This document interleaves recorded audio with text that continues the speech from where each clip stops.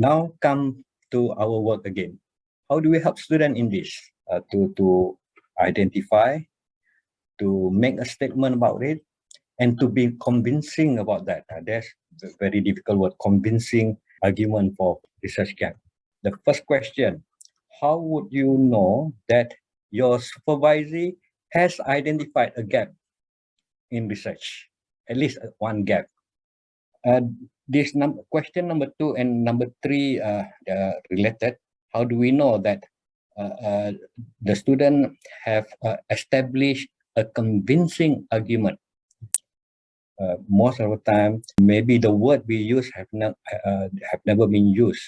Maybe the words that student use, never be used by in research report.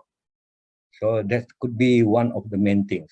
Like one of my student in educational psychology talking about teachers' confidence. So she made this statement, this term, when she looked in databases on educational psychology related to teachers' behavior, the word confidence among teachers never been studied before.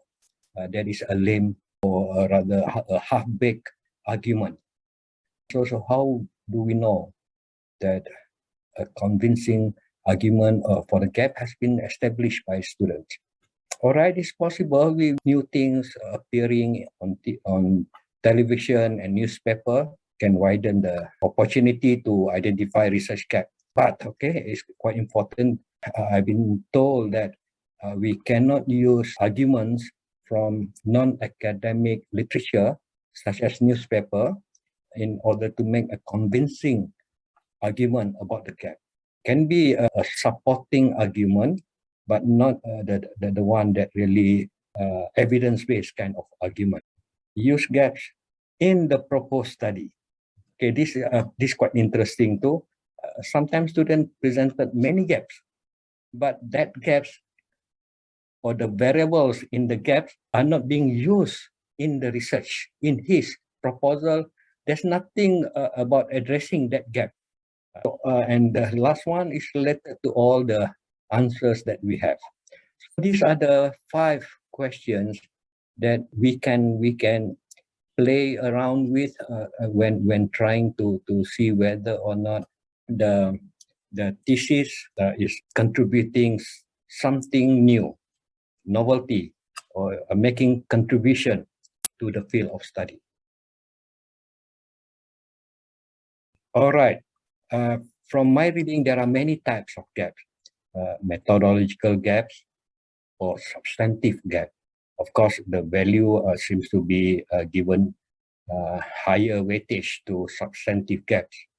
Methodological gap seems to be related to the method of research done by previous researchers. For instance, research approach, research design, maybe some studies just been focusing on qualitative research. So that's gap. Not much study, insufficient information from quantitative research, which can be generalized, okay, to wider population. Okay, maybe that's methodological gap. The research design, the population, the sample type. When students mention all these things here, the validity of the instrument, the reliability, data, the analysis, all these related to methodological gaps. Some people argue that it's good at master's level for students to start learning and addressing about these methodological gaps.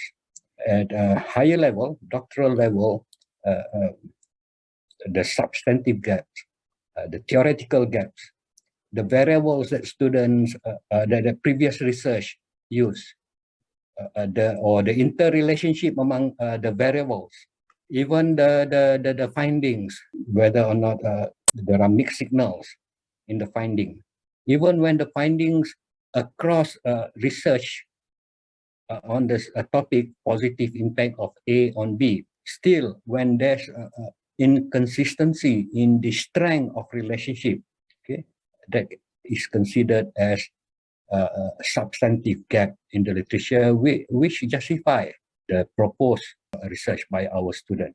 So these the two types. There are other types of research gap. For instance, in marketing, they want management. They want to know managerial gaps in the literature. That's very specific to the discipline.